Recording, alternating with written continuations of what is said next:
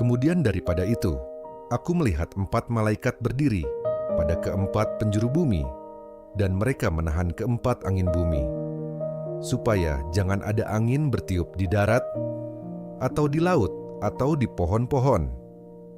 Dan aku melihat seorang malaikat lain muncul dari tempat matahari terbit. Ia membawa meterai Allah yang hidup, dan ia berseru dengan suara nyaring kepada keempat malaikat yang ditugaskan untuk merusakkan bumi dan laut. Katanya, "Janganlah merusakkan bumi atau laut atau pohon-pohon sebelum kami memeteraikan hamba-hamba Allah. Kami pada dahi mereka." Dan aku mendengar jumlah mereka yang dimeteraikan itu, 144.000 yang telah dimeteraikan dari semua suku keturunan Israel. Dari suku Yehuda 12.000 yang dimeteraikan, dari suku Ruben 12.000, dari suku Gad 12.000, dari suku Asher 12.000, dari suku Naftali 12.000, dari suku Manasya 12.000, dari suku Simeon 12.000, dari suku Lewi 12.000, dari suku Isakhar 12.000, dari suku Zebulon 12.000, dari suku Yusuf 12.000, dari suku Benyamin 12.000. Kemudian daripada itu aku melihat, sesungguhnya suatu kumpulan besar orang, banyak yang tidak dapat terhitung banyaknya, dari segala bangsa dan suku dan kaum dan bahasa, berdiri di hadapan takhta dan di hadapan Anak Domba, memakai jubah putih dan memegang daun-daun palem di tangan mereka. Dan dengan suara nyaring mereka berseru, "Keselamatan bagi Allah kami, yang duduk di atas takhta dan bagi Anak Domba." Dan semua malaikat berdiri mengelilingi takhta dan tua-tua dan keempat makhluk itu.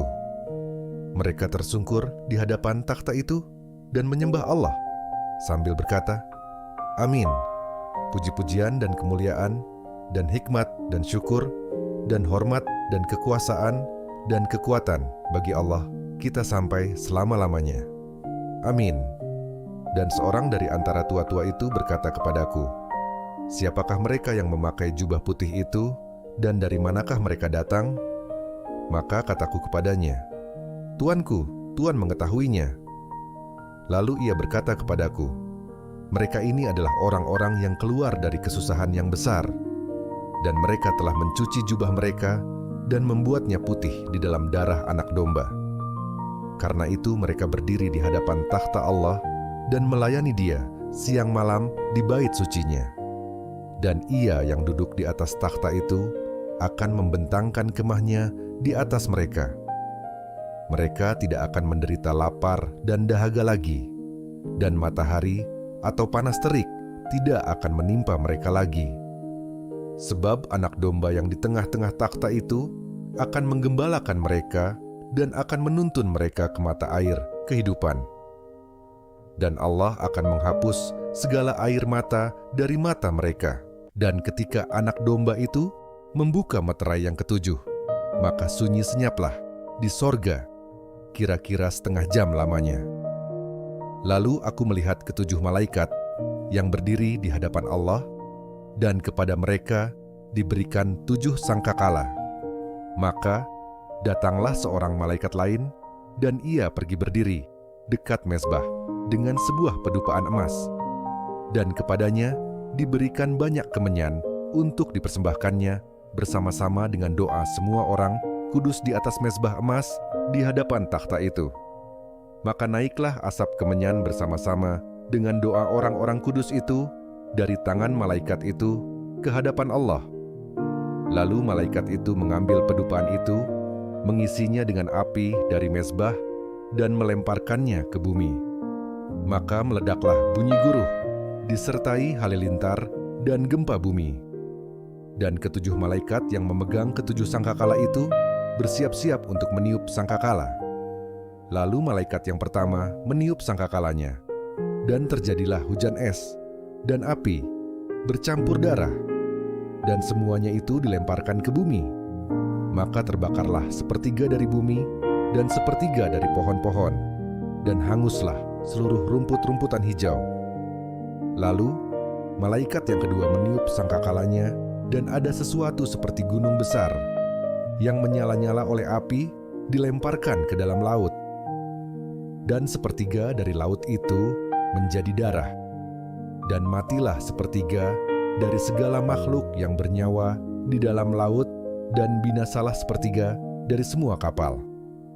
Lalu malaikat yang ketiga meniup sangkakalanya, dan jatuhlah dari langit sebuah bintang besar, menyala-nyala seperti obor, dan ia menimpa sepertiga dari sungai-sungai dan mata-mata air. Nama bintang itu ialah Absintus, dan sepertiga dari semua air menjadi Absintus, dan banyak orang mati karena air itu, sebab sudah menjadi pahit.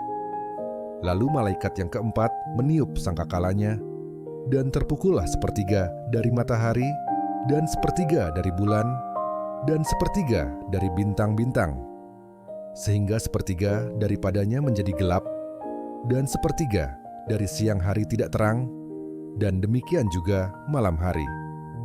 Lalu aku melihat, aku mendengar seekor burung nasar terbang di tengah langit, dan berkata dengan suara nyaring, "Celaka, celaka, celakalah mereka yang diam di atas bumi, oleh karena bunyi sangkakala ketiga malaikat lain yang masih akan meniup sangkakalanya."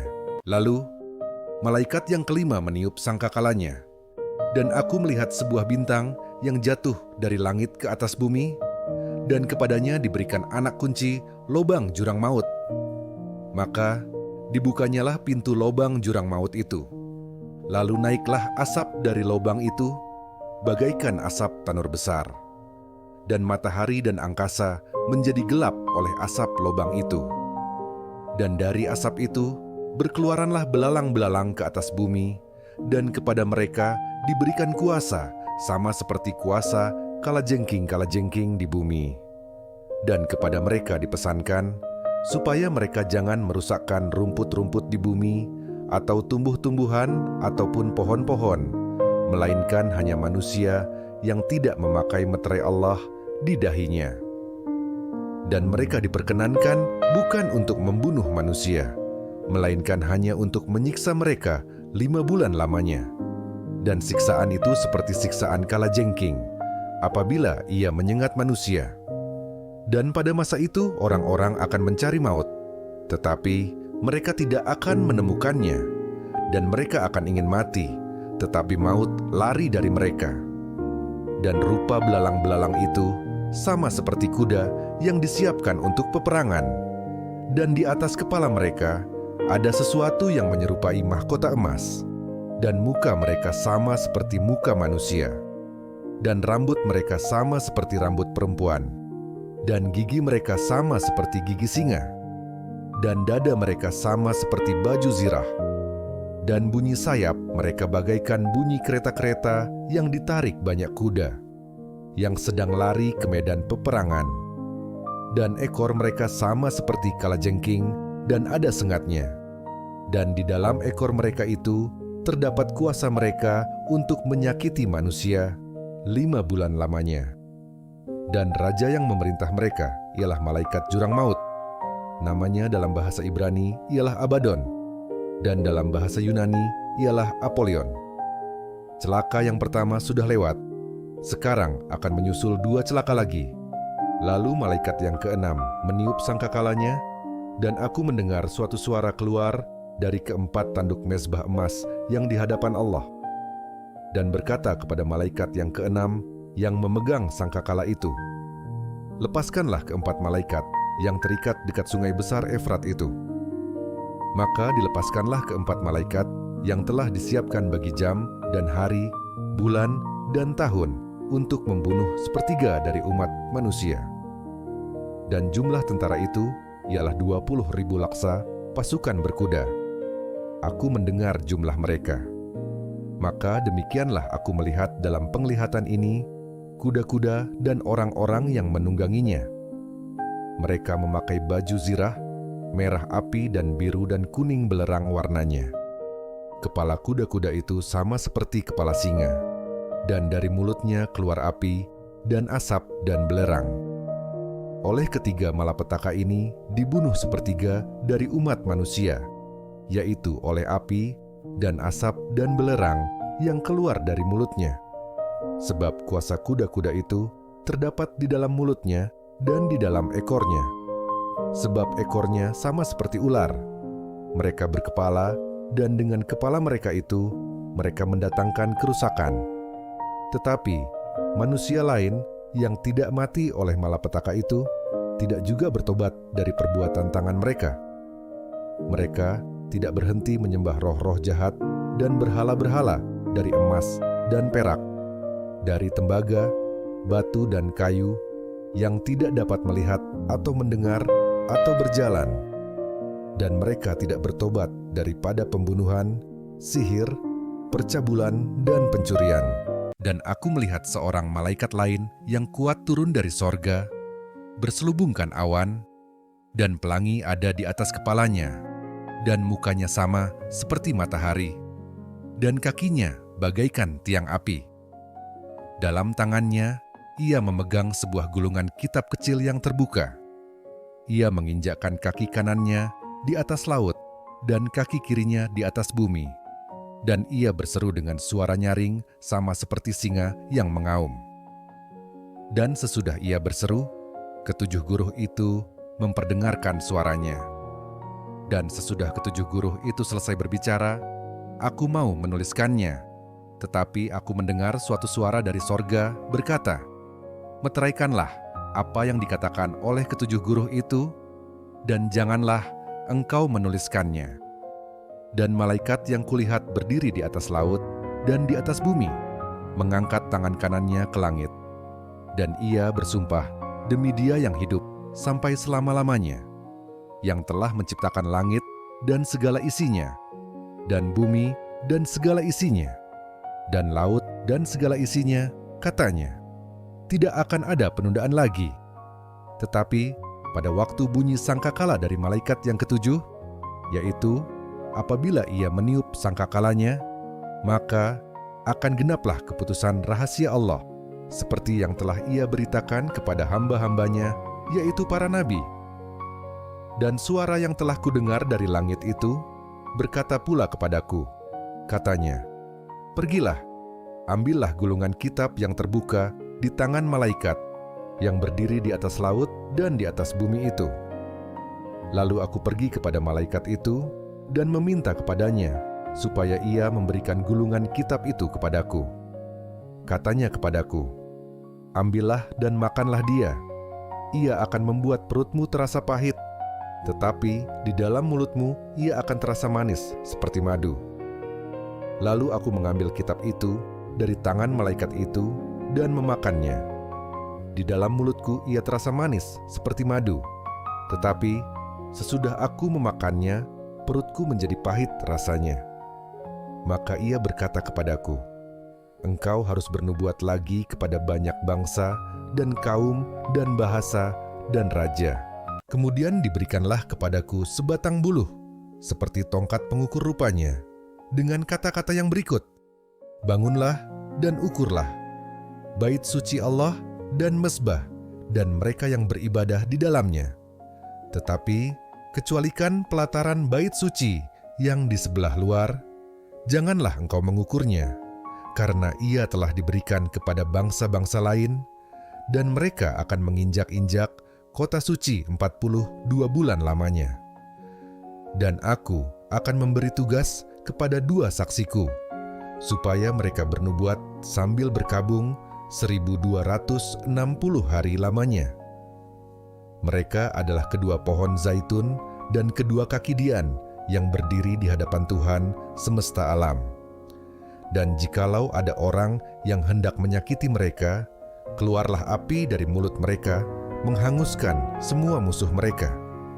Dan jikalau ada orang yang hendak menyakiti mereka, maka orang itu harus mati secara itu. Mereka mempunyai kuasa menutup langit, supaya jangan turun hujan selama mereka bernubuat, dan mereka mempunyai kuasa atas segala air untuk mengubahnya menjadi darah, dan untuk memukul bumi dengan segala jenis malapetaka setiap kali mereka menghendakinya.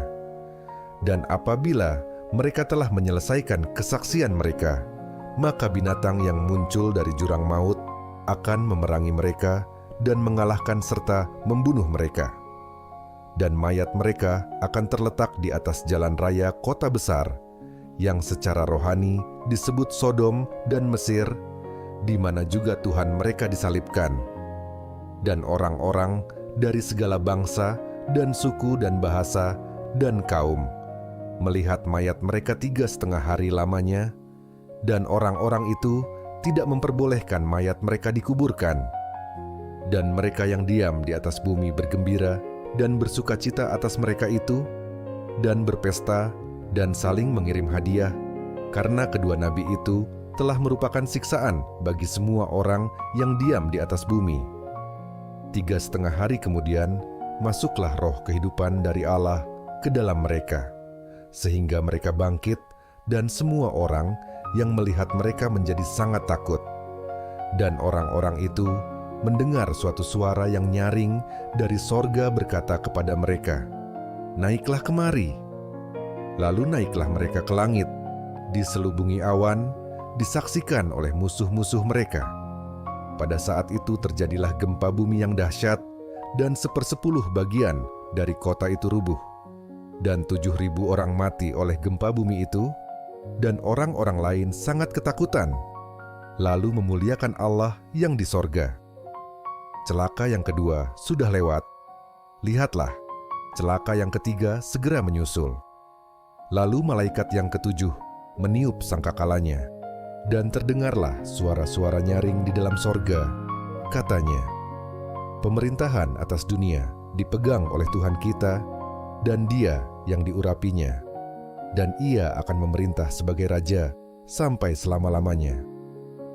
Dan ke-24 tua-tua yang duduk di hadapan Allah di atas takhta mereka tersungkur dan menyembah Allah, sambil berkata, "Kami mengucap syukur kepadamu, ya Tuhan Allah, yang Maha Kuasa, yang ada dan yang sudah ada, karena Engkau telah memangku kuasa-Mu yang besar, dan telah mulai memerintah sebagai Raja, dan semua bangsa telah marah, tetapi amarah-Mu telah datang, dan saat bagi orang-orang mati untuk dihakimi, dan untuk memberi upah kepada hamba-hamba-Mu, nabi-nabi, dan orang-orang kudus, dan kepada mereka yang takut akan nama-Mu, kepada orang-orang kecil dan orang-orang besar, dan untuk membinasakan barang siapa yang membinasakan bumi."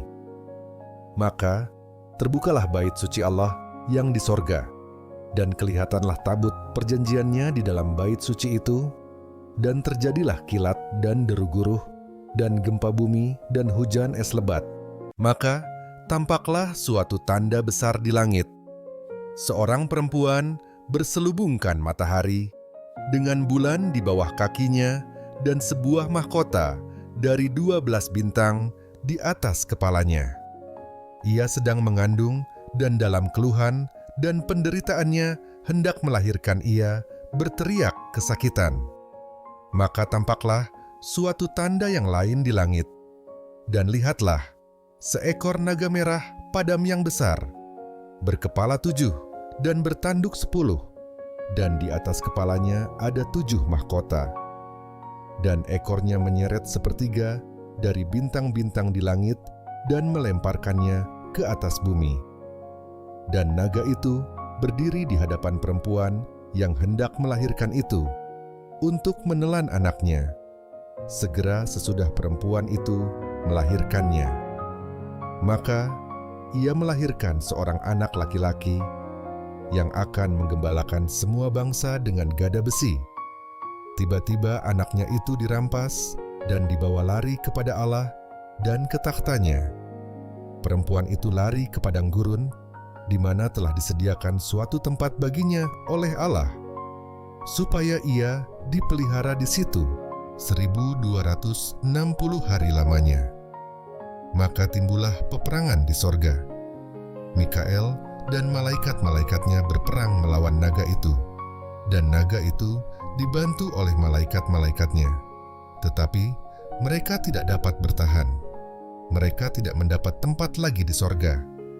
Dan naga besar itu, si ular tua, yang disebut iblis atau Satan, yang menyesatkan seluruh dunia, dilemparkan ke bawah. Ia dilemparkan ke bumi bersama-sama dengan malaikat-malaikatnya. Dan aku mendengar suara yang nyaring di sorga berkata, "Sekarang telah tiba keselamatan dan kuasa dan pemerintahan Allah kita, dan kekuasaan Dia yang diurapinya, karena telah dilemparkan ke bawah pendakwa saudara-saudara kita, yang mendakwa mereka siang dan malam di hadapan Allah kita. Dan mereka mengalahkan Dia oleh darah anak domba dan oleh perkataan kesaksian mereka, karena mereka tidak mengasihi nyawa mereka sampai ke dalam maut. Karena itu bersukacitalah, hai sorga, dan hai kamu sekalian yang diam di dalamnya. Celakalah kamu, hai bumi dan laut, karena iblis telah turun kepadamu dalam geramnya yang dahsyat, karena ia tahu bahwa waktunya sudah singkat. Dan ketika naga itu sadar bahwa ia telah dilemparkan di atas bumi, ia memburu perempuan yang melahirkan anak laki-laki itu. Kepada perempuan itu diberikan kedua sayap dari burung nasar yang besar, supaya ia terbang ke tempatnya di padang gurun, di mana ia dipelihara jauh dari tempat ular itu selama 1 masa dan 2 masa dan setengah masa. Lalu ular itu menyemburkan dari mulutnya air sebesar sungai ke arah perempuan itu, supaya ia dihanyutkan sungai itu. Tetapi bumi datang menolong perempuan itu. Ia membuka mulutnya dan menelan sungai yang disemburkan naga itu dari mulutnya. Maka marahlah naga itu kepada perempuan itu, lalu pergi memerangi keturunannya yang lain, yang menuruti hukum-hukum Allah dan memiliki kesaksian Yesus.